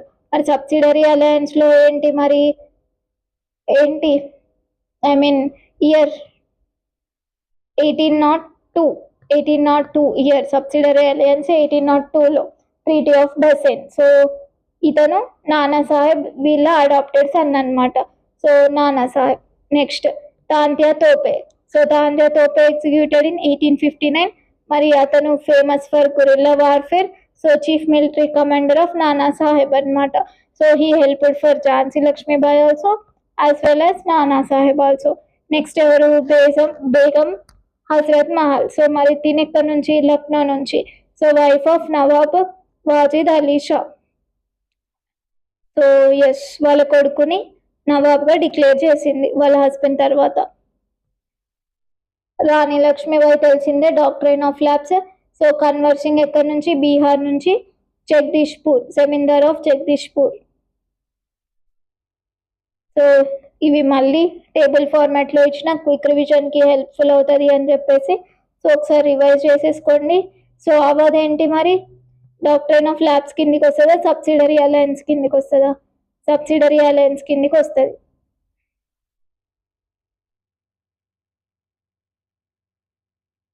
Just minute. ఎస్, హైదరాబాద్ ఎవరు, తురబాస్ ఖాన్. సో ఈ రివోల్ట్లో ఒక్కొక్క ప్లేస్ నుంచి ఒక్కొక్కరు. So these are very very important things because match the ఫాలోయింగ్లో అడగొచ్చు, లేదా డైరెక్ట్ MCQsలో అడగొచ్చు. Group 3కి చదివే వాళ్ళు గుర్తుపెట్టుకోండి. Group 1 Group 2 అవసరం లేదా మేడం అంటే మీరు కూడా గుర్తుపెట్టుకోవాలి. ఇప్పుడు స్టేట్మెంట్స్లో ఇచ్చి ఏదో ఒక స్టేట్మెంట్లో హైదరాబాద్ నుంచి నానాసాహెబ్ ఈజీగా ఎలిమినేట్ చేయొచ్చు. హైదరాబాద్ నుంచి ఖాన్ బహదూర్ ఖాన్ అన్నారు అనుకోండి, ఆప్షన్ ఎలిమినేట్ చేయాలంటే మీకు ఇది తెలిసి ఉండాలి కదా. సో ఇవి చదువుకొని పెట్టుకోండి. These are the MCQs. So 1857 finish అయిపోయింది, రివోల్ట్ అయిపోయింది. నెక్స్ట్ ఇంకా మనం ఏం పెండింగ్ ఉన్నాయి అనుకున్నాం, 1857 to 1885 మధ్యలో జరిగిన పొలిటికల్ అసోసియేషన్స్. సో అవి 1885లో ఇండియన్ నేషనల్ కాంగ్రెస్ ఫామ్ అయింది అనుకున్నాం కదా. సో వీటికి మధ్యలో జరిగిన చిన్న చిన్న పొలిటికల్ అసోసియేషన్స్ ఏంటివో చూసుకోవాలనుకున్నాం కదా. సో అది కవర్ చేద్దాం. సో ఇప్పుడు మూవీ అయితే అయిపోయింది. సో మూవీ హాల్ నుంచి అయితే బయటికి రండి, ఫినిష్ అయిపోయింది. ఒకసారి పాజ్ చేయండి, ఫ్రెష్గా మళ్ళీ ఈ టాపిక్ స్టార్ట్ చేసేద్దాం. ఓకే, సో ఒకసారి చూసేద్దామా. సో మ్యామ్ మీరు మరి పొలిటికల్ అసోసియేషన్స్ వీటి గురించి చెప్తా అన్నారు కదా, మరి ఇవేంటి, ఈ యాక్షనరీ పాలసీస్ ఏంటి, రేషియల్ అరగెన్స్ ఏంటి, ఇవేంటి, మరి ఇవెందుకు అంటే ఈ గ్యాప్లో 1857 రివోల్ట్ తర్వాత మనం కాన్సిక్వెన్సెస్ చూసినాం అనుకున్నాం కదా. సో ఆ కాన్సిక్వెన్సెస్లో కొన్ని థింగ్స్ మనకి ఎంసీక్యూస్కి ఇంపార్టెంట్. సో ఆ ఎంసీక్యూస్కి ఇంపార్టెంట్ థింగ్స్ మనం ఇక్కడ చూసుకుంటున్నాం.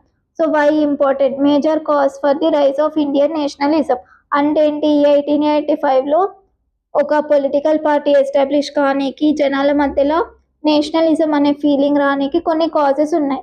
సో అవి చూద్దాం ఒకసారి. Racial arrogance of British rulers అనుకున్నాం కదా ఇంతకుముందు. అంటే ఏంటి? డిస్క్రిమినేషన్ చూపిస్తున్నారు అనుకున్నాం కదా. సో అది ఒకసారి చూద్దాం అది ఎట్లా. ఇది జస్ట్ కాన్సెప్ట్ ఆల్రెడీ చెప్పేసిన. సో ఈ రియాక్షనరీ పాలసీస్లో ఏంటి అంటే లార్డ్ లిటన్ 1876 to 1880. సో ఇతను ఏం చేశాడంటే 4 థింగ్స్ తీసుకొచ్చాడు. మరి ఆ 4 థింగ్స్ ఏంటిది అంటే అప్పుడు ఇండియన్ సివిల్ సర్వీసెస్ ఉండేది కదా. సో ఈ civil services age limit reduce చేశాడు. 21 ఇయర్స్కి యాక్చువల్గా రాయాలి, reduced to 19 years. So reduction of Indian civil services age limit 1877.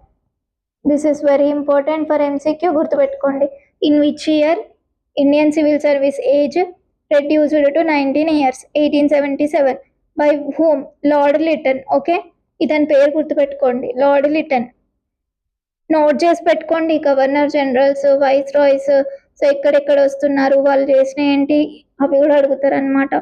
Next exam fact, lord Lytton Indian civil service age reduced 21 to 19. అయిపోయిందా? Next Delhi Durbar. Delhi దర్బార్లో ఏంటి? అప్పుడే ఫెమైన్ నడుస్తుంది, ఫార్మర్స్కి పంటలు లేవు, అవన్నీ లేవు. కానీ వీళ్ళు ఏం చేసిళ్ళు? ఢిల్లీలో దర్బార్లో క్వీన్ విక్టోరియాని సెలబ్రేట్ చేసుకున్నారనమాట. సో అంటే ఇది డిస్క్రిమినేషన్ అన్నట్టే కదా. ఒక సైడ్ పీపుల్ చనిపోతుంటే వీళ్ళేంటి సెలబ్రేషన్స్ చేసుకున్నారు. సో ఇదేంటి? Lord Lytton Delhi Durbar 1877 plus famine కూడా. సో క్రిటిసిజం, లిటన్కి క్రిటిసిజం వచ్చింది ఇక్కడ. అట్లా ఎట్లా చేస్తావు నువ్వు ఫెమైన్ ఉన్నప్పుడు అని చెప్పేసి. ఫస్ట్ ఏంటి? Indian civil services age 1877, 21 years to 19 years. Next ఏంటి? Delhi Durbar. So next vernacular press act. So vernacular press act ఏంటి? దీన్ని గేగింగ్ యాక్ట్ అని కూడా అంటారు. సో దీన్ని ఏంటంటే అప్పుడు మీకు సోషియో రిలీజియస్ రిఫార్మ్ మూమెంట్స్లో చూసుకుంటే ఏంటిది మరి? ఓన్ లాంగ్వేజెస్లో బెంగాలీ, సో కామన్ పీపుల్ చదువుకునే లాంగ్వేజెస్లో న్యూస్ పేపర్స్ ఉంటుండే అనుకున్నాం కదా. సో ఈ న్యూస్ పేపర్స్ని బ్యాన్ చేసిళ్ళు, రెస్ట్రిక్ట్ చేసిళ్ళు. So freedom of Indian language ఎందుకు రెస్ట్రిక్ట్ చేసిళ్ళు? జనాలు చదువుతున్నారు, జనాలకి వీళ్ళు చేసే అన్నీ అర్థమవుతున్నాయి అని చెప్పేసి ఓన్లీ ఇంగ్లీష్ న్యూస్ పేపర్స్ మాత్రమే అలో చేసిళ్ళు. వర్నాకులర్వి ఎగ్జామ్ అంటే బ్యాన్ చేసిళ్ళు. సో వర్నాకులర్ ప్రెస్ యాక్ట్ ఎప్పుడు తీసుకొచ్చిళ్ళు? 1878. ఇది కూడా ఎవరు? Lord Lytton. Okay, vernacular press act 1878, lord Lytton. Next ఏంటి? Arms act. సో ఈ ఆర్మ్స్ యాక్ట్ ఏంటి? ఇండియన్స్ దగ్గర వెపన్స్ ఇవి ఉండొద్దు, ఆర్మ్స్ ఉండొద్దు అని చెప్పేసి లైసెన్స్ లేకుండా అని చెప్పిళ్ళు. కానీ సరే చెప్తే చెప్పిళ్ళు, ఇండియన్స్ యూరోపియన్స్ ఇద్దరికి పెట్టాలి కదా. సో యూరోపియన్స్ని ఎగ్జామ్ చేసిళ్ళు అనమాట. సో ఇవన్నీ డిస్క్రిమినేషనే కదా. సో ఇవన్నీ ఎవరు? Lord Lytton. So arms act ఎప్పుడు? 1878. Arms act racial discrimination, lord Lytton. So మనకి ఏంటి? 1877లో 2, 1878లో 2. Vernacular press act, arms act, Indian civil service age, Durbar. Okay, next ఇంకొకటి ఏంటి? Ilbert bill controversy. Ilbert bill controversy year ఏంటి? 1883. మరి దీంట్లో ఏంటి అంటే లార్డ్ రిపన్. ఇంతకుముందు ఏంటి? లార్డ్ లిటన్, ఇక్కడ Lord Ripon. So Indian judges could try European offenders in criminal cases. Objective అంటే ఏంటి? Strong opposition by Europeans, claimed Indians were unfit to judge Europeans. అంటే ఏంటి? ఈ ఇల్బర్ట్ బిల్లో ఏం చెప్పిళ్ళు? సరే ఇండియన్ జడ్జెస్ అయితే ఏంటి? జడ్జెసే కదా, యూరోపియన్స్ ఎవరైనా అఫెండ్ చేస్తే వాళ్ళని చేయొచ్చు అని చెప్పేసి చెప్తారనమాట. కానీ యూరోపియన్స్ అపోజ్ చేసిళ్ళు. So bill modified in favour of Europeans. So ఇది రేషియల్ డిస్క్రిమినేషనే కదా. సో రేషియల్ డిస్క్రిమినేషన్లో ఇంకొకటి ఏంటి? Ilbert bill controversy. సో ఎవరు మరి? Lord Ripon, 1833. So finished. So exam point ఏంటి? Ilbert bill controversy 1883, lord Ripon టైంలో. లార్డ్ లిటన్ టైంలో 4 థింగ్స్, లార్డ్ రిపన్ టైంలో 1 thing. So ICSH reduced Delhi Darbar 1877, Vernacular Press Act 1878, Arms Act 1878, Ilbert Bill controversy 1883. Finally, we are going to finish our class. Just ఈ political associations చూసుకొని Indian national Congress form అయ్యే వరకు చూసుకొని class finish చేద్దాం. So political associations in Bengal 1836 to 1851. So ఏమేమి ఉన్నాయి చూద్దాం. మీకు ఒక డౌట్ రావాలి, ఇది సపోజ్ ఇండియా అనుకోండి. So suppose just like this, ఇలా ఇక్కడ గుజరాత్ ఇది ఉంటుంది కదా. సో సబ్ కాంటినెంట్ ఉంటుంటే కదా, జస్ట్ మినిట్, యా ఇది సబ్ కాంటినెంట్ ఉంటుండే కదా. సో అప్పుడు ఇండియా పాకిస్తాన్. సో సపోజ్ ఇట్లుంది అనుకుందాం, ఏంటి. సో ఇక్కడ మీకు ఒక డౌట్ రావాలి, మ్యామ్ మనం ఏది చదువుకున్నా బెంగాల్ అంటున్నారు, బాంబే అంటున్నారు, సరే సౌత్లో వస్తే మద్రాస్ అంటున్నారు, ఓన్లీ ఈ 3 ప్లేసెస్ ఎందుకు మనకి ఉన్నాయి అంటే, సో అప్పుడు 1773 స్టోరీ చెప్పిన కదా. సో దాని తర్వాత బెంగాల్, బాంబే, మద్రాస్ ఈ 3 ప్లేసెస్ని సెంటర్స్గా మార్చుకున్నారనమాట. అందుకే మీకు ఎక్కడ ఏ రివోల్ట్స్ ఏవి చూసినా కూడా మీకు ఇక్కడ ఈ ప్లేసెస్లోనే కనిపిస్తాయి. So I think you got it. అందుకే మనం ఇప్పుడు first political associations in Bengal. So ఇక్కడ బెంగాల్లో ఏమేమి ఉన్నాయి మరి, Bangabhasha Prakashika Sabha, Zamindari association, Bengal British India society, British Indian society. So 1836, 1838, 1843, 1851 ఇవన్నీ ఏంటి మరి, ఏంటి మ్యామ్ ఇవన్నీ అంటే పొలిటికల్ అసోసియేషన్స్. సో ఇవి మీకు గుర్తుండాలిగా, గుర్తుండేటట్టు చదువుకుందామా. చలో కొంచెం ఓపిక పట్టండి, చదువుకోండి, because single mark, each and every mark counts కాబట్టి ఒకసారి చూసుకుందాం. సో మనకి బంగభాష ప్రకాశిక సభ. సో మరి ఇదేంటి, 1836. సో 1836 అంటే associates of Rajaram Mohan Roy start చేసిండు. సో వీళ్ళు ఫౌండర్స్. సో ఇంపార్టెంట్ ఫ్యాక్ట్స్ ఏంటి మరి, ఇది one of the earliest political organisation in Bengal. So ఏదైనా చేంజెస్ స్టార్ట్ అయినాయి అంటే రాజారామ్ మోహన్ రాయ్ తోటే. సో బంగభాష ప్రకాశిక సభ 1836. నెక్స్ట్ ఇది ఒక పొలిటికల్ అసోసియేషన్. నెక్స్ట్ ఏంటి, 1838లో. సో 1838లో ఏం ఫామ్ అయింది, జమీందారీ అసోసియేషన్. ఎందుకు ఫామ్ అయింది Zamindari, in the sense landlords కదా.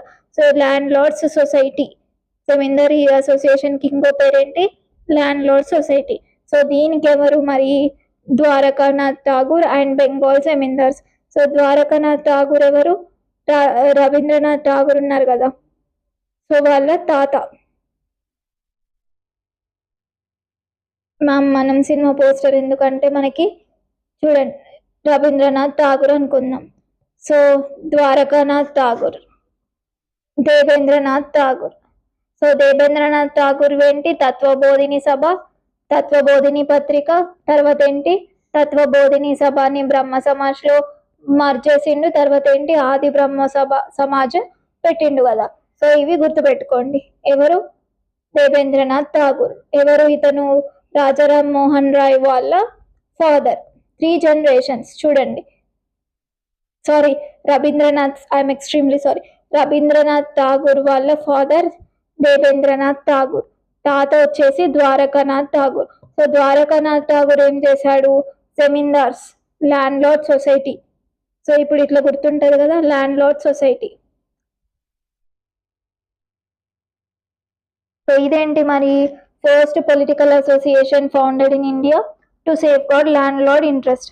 So to safeguard landlord interest, introduced organised political activity. So landlord interest safeguard చేయాలి. నెక్స్ట్ ఏంటి, 1843. సో 1843లో ఏంటి, Bengal British India society.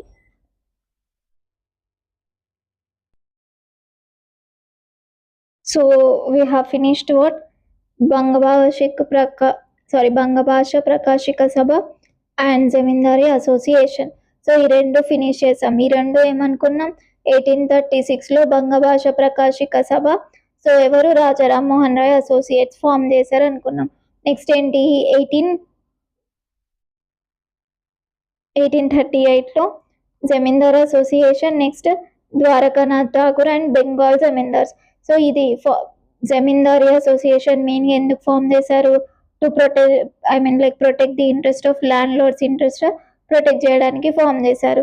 So Dwarkanath Thakur and ఇంకెవరు? బెంగాల్ జమీందార్స్ కలిసి. సో మనం ఏమనుకున్నాం? 3 జనరేషన్స్ వర్క్ చేశారనుకున్నాం కదా. So Dwarkanath Thakur, Devendranath Thakur, Rabindranath Thakur. So Dwarkanath Thakur the important thing ఏంటి మరి? Zamindari landlords society. Okay, landlord society, Zamindari association, landlord society అనుకున్నాం. మరి దేవేంద్రనాథ్ ఠాకూర్ ఏం చేశారు అంటే ఆల్రెడీ మొన్న చూసాం అవన్నీ. వాటితో పాటు ఇంకొకటి కూడా చేశాడు. ఏంటిది అంటే సో ఇది జమీందారీ అసోసియేషన్. నెక్స్ట్ వచ్చేసి Bengal British India society. So ఈ బెంగాల్ బ్రిటిష్ ఇండియా సొసైటీ 1843లో స్టార్ట్ చేశారు. దీని మెయిన్ ఏంటంటే సో బ్రిటిష్ లిబరల్స్ ఉంటారు కదా. So some people who are educated people, good people ఉంటారు కదా. సో వాళ్ళు ప్లస్ ఎడ్యుకేటెడ్ ఇండియన్స్, వీళ్ళు ఏం చేశారు? ఇండియాలో జరుగుతున్న కండిషన్స్ అన్ని గ్యాదర్ చేసి వాటిని స్ప్రెడ్ చేశారనమాట. సో పీస్ఫుల్ గా లాఫుల్ గా ప్రొటెస్ట్ చేశారు పిటిషన్స్ ఇస్తూ. So Bengal British India society ఎవరు స్టార్ట్ చేశారు? British liberals and educated Indians. ఎప్పుడు? 1843లో. సో ఇప్పటి వరకు మనం ఏం పొలిటికల్ అసోసియేషన్స్ చూసుకుంటున్నాం? బెంగాల్లో ఉండే పొలిటికల్ అసోసియేషన్స్ చూసుకుంటున్నాం. ఏమేమి చూసుకున్నాం? 3 చూసుకున్నాం. ఆ 3 ఏంటి? Bangabhasha Prakashaka Sabha, associates of Raja Rammohan Roy 1836. ఇంకొకటి ఎవరు? Dwarkanath Tagore, Zamindari association or landlord society. Year వచ్చేసి 1838 అనుకున్నాం. నెక్స్ట్ 1843లో ఏంటి? Bengal British India society. So ఇది ఎవరు స్టార్ట్ చేశారు? British liberals and educated Indians అనుకున్నాం. నెక్స్ట్ ఏంటి? ఇతను ఏం చేశాడు? దేవేంద్రనాథ్ ఠాగూర్ వీళ్ళ సన్ కదా, ద్వారకానాథ్ ఠాగూర్ వాళ్ళ సన్ కదా. సో ఏం చేశాడంటే వాళ్ళ ఫాదర్ ఎస్టాబ్లిష్ చేసింది plus Bengal British India society, ఈ రెండింటిని మర్జ్ చేసేసి బ్రిటిష్ ఇండియన్ అసోసియేషన్ ఫామ్ చేసిండు. ఇప్పుడు 1851. సో ఇప్పుడు చూద్దామా. సో దేవేంద్రనాథ్ ఠాగూర్ ఏంటి? British Indian association. So Zamindari association plus Bengal British India society, ఈ రెండు మార్చి చేసి బ్రిటిష్ ఇండియా అసోసియేషన్ స్టార్ట్ చేసిండు. సో ఇది కూడా ఏంటి మరి? ఇవి కూడా పిటిషన్స్ పంపించడం చేసేది పార్లమెంట్కి. సో ఇవి 4 చూసుకున్నాం బెంగాల్లో. నెక్స్ట్ ఏంటి మరి? సో ఈ British India association is very very important for MCQ point of view. So ఇదేం చేసిందంటే సో కొన్ని డిమాండ్స్ పంపించింది. ఎవరికి? క్వీన్కి పంపించింది. సో మాకు ఈ చేంజెస్ కావాలి అని చెప్పేసి. సో వాళ్ళు పంపించిన డిమాండ్స్లో some demands partially accepted in charter act 1853. Ma'am మరి ఈ చార్టర్ యాక్ట్ అంటే ఏంటి అంటే we will see in polity. So constitutional evolution of constitution concept starting ఉంటుంది. సో దాంట్లో 1773 నుంచి 19 ఫ్రేమ్ అయ్యే వరకు 1773 until constitution frame we will see some of the acts అన్నమాట. సో దాంట్లో ఇదొకటి charter act 1853. So some demands partially accepted in this. So మెయిన్గా ఏంటి? Addition of 6 legislative members of governor general. So ఇది గుర్తుపెట్టుకోండి, నేను పాలిటీ క్లాస్ అడిగినప్పుడు ఇది చెప్తాను, ఇది క్వశ్చన్ అడుగుతాను, అప్పుడు మీరు ఆన్సర్ చేయాలి. So some demands partially accepted in the charter act 1853. So addition of 6 legislative members to governor general. So ఇది MCQలో వస్తుంది. ఓకే, సో బెంగాల్కి రిలేటెడ్ అయిపోయినాయి. బాంబే అండ్ మద్రాస్ చూసుకుందాం. సో బాంబేలో ఏంటి? మెయిన్గా Bombay association is the first major political body in Bombay. So వీళ్ళు కూడా petition submit చేసేవాళ్ళు బ్రిటిష్ అథారిటీస్కి. మరి Bombay association a year? 1852. So మరి ఇదెవరు? జగన్నాథ శంకర్ సేత్ అండ్ జేబీ వచ్చా. So Jagannath Shankar Seth and JB వచ్చా స్టార్ట్ చేసిళ్ళు. ఇంకొకటి ఏంటి? 1885లో బాంబే ప్రెసిడెన్సీ అసోసియేషన్. సో ఇదెవరు స్టార్ట్ చేశారు? Feroz Shah Mehta, KT Telang and Badruddin Tyabji. So వీళ్ళు ముగ్గురు ఫామ్ చేశారు. ఇంపార్టెంట్ పొలిటికల్ అసోసియేషన్ ఇది 1885. సో మనకి ఇండియన్ నేషనల్ కాంగ్రెస్ ఫామ్ అయింది ఎప్పుడు? 1885 కదా. సో 1885లో Bombay Presidency Association. So this is the one of the important political association immediately before Indian National Congress. So ఇది ఈజీగానే గుర్తుండిపోతుంది. సో బాంబేలో 2 ఇంపార్టెంట్ థింగ్స్ ఏంటి? ఫస్ట్ థింగ్ వచ్చేసి 1852లో స్టార్ట్ అయింది. 1852లో Bombay association Jagannath Shankar Seth and JB వచ్చా స్టార్ట్ చేశారు. ఇది సింపుల్, పిటిషన్ సబ్మిట్ చేయడానికి ఇది ఓకే. ఇంకొకటి ఏంటి, ఇండియన్ నేషనల్ కాంగ్రెస్ ఎప్పుడు ఫామ్ అయింది? 1885లో. అదే ఇయర్లో just before Indian national Congress ఒకటి స్టార్ట్ అయింది, బాంబే ప్రెసిడెన్సీ అసోసియేషన్. సో దీన్ని స్టార్ట్ చేసింది ఎవరు? ఫెరోజ్ షా మెహతా, కేటీ తెలాంగ్, బద్రుద్దీన్ త్యాబ్జీ. పర్ఫెక్ట్ కదా. బాంబేవి. నెక్స్ట్ మద్రాస్వి చూసుకుందాం. సో మద్రాస్లో ఫస్ట్ స్టార్ట్ చేసింది ఏంటి? Madras native association. So early political organisation in Madras. So start చేసింది ఎవరు? గజ్లు లక్ష్మీ నర్సు చెట్టి. సో ఇతను స్టార్ట్ చేశాడు early political organisation in Madras. So ఇది గుర్తుపెట్టుకోండి, మద్రాస్ నేటివ్ అసోసియేషన్ 1852. నెక్స్ట్ మద్రాస్లో ఇంకొకటి ఏంటి? 1884లో మద్రాస్ మహాజన సభ. సో ఇదొక సభ. సో దీంట్లో ఏంటి? Major political body in Madras ఇది. So G Subrahmanya Iyer, later associated with Hindu. So దీన్ని స్టార్ట్ చేసింది ఎవరు? సుబ్రహ్మణ్య అయ్యర్, రంగయ్య నాయుడు, ఆనందచార్లు. సో ఇవి గుర్తుపెట్టుకోవాల్సిన మేజర్ బాధ్యత మీదే. సో నేను ఒక కాడ కంపైల్ చేసి ఇచ్చాను. సో మీకు గుర్తుపెట్టుకునేలాగా రివిజన్ చేస్తున్నాను. సో గుర్తుపెట్టుకోవాల్సిన డ్యూటీ మీదే. ఓకే. సో మళ్ళీ ఒకసారి, బాంబేలో బాంబే అసోసియేషన్, 1885లో బాంబే ప్రెసిడెన్సీ అసోసియేషన్. సో ఇది స్టార్టింగ్, ఇది లాస్ట్. నెక్స్ట్ మద్రాస్లో 2, Madras 1852 Madras native association. So ఇది early political organisation in Madras. మళ్ళీ మద్రాస్ మహాజన్ సభ 1884. సో దీంట్లో ఎవరు మరి? రంగయ్య నాయుడు, ఆనందచార్లు, సుబ్రహ్మణ్య అయ్యర్, వీళ్ళు ముగ్గురు. సో ఈ సుబ్రహ్మణ్య అయ్యర్ తర్వాత ది హిందూ తోటి అసోసియేట్ అయ్యాడు. నెక్స్ట్ ఏంటి? 1867లో పూనా సార్వజనిక సభ. సో ఎంజీ రానాడే దీనికి founder. So act as a bridge between government and people. So ఇవి all India London based association. So ఇప్పటివరకు ఏం చూసుకున్నాం? బెంగాల్లో పెట్టినవి చూసుకున్నాం, బాంబేలో పెట్టినవి చూసుకున్నాం, అండ్ ఇది ఇండియా అనుకోండి, ఇక్కడ మద్రాస్లో పెట్టినవి చూసుకున్నాం. ఇప్పుడు ఏంటి? ఆల్ ఇండియా అసోసియేషన్స్ లండన్లో. సో 3 ఉన్నాయి. East India association, national Indian association, ఇది Mary Carpenter. So worked for Indian social and educational advancement. So she wrote a biography of Rajaram Mohan Roy also.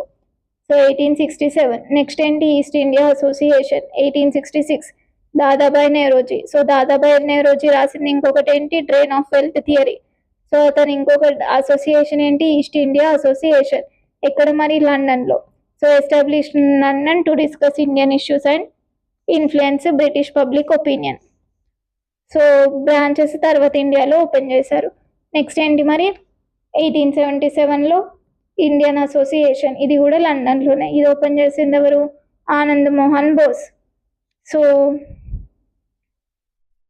అక్కడ బ్రిటన్లో ఇండియన్ ఇంట్రెస్ట్ మీద వర్క్ చేస్తుంది. సో లండన్లో 3 ఇయర్స్తోని గుర్తుపెట్టుకోండి.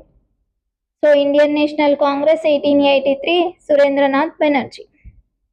సో ఇది first session held in Calcutta. Over 100 delegates attended from different regions. So Indian National Conference 1883.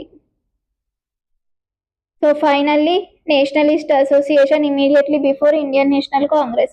So ఇది ఇంతకు ముందే చూసాం కదా, బాంబే ప్రెసిడెన్సీ అసోసియేషన్, అండ్ ఇది కూడా ఇంతకు ముందే చూసాం, Indian national conference Surendranath Banerjee 1883. So Madras Mahajan సభ కూడా చూసాం 1884. నెక్స్ట్ ఇండియన్ లీగ్ 1875 అండ్ 1876లో వచ్చేసి Indian association of Calcutta. Finished. So next క్లాస్లో 1885లో ఇండియన్ నేషనల్ కాంగ్రెస్ ఎలా ఫామ్ అయిందో వి విల్ సీ. సో ఇవన్నీ మంచిగా చదువుకోండి, పర్ఫెక్ట్ అయిపోండి. డిస్కషన్ క్లాస్లో we will discuss and we'll play some games also. So who are not attending discussion classes, please attend the classes. Chalo mari, bye.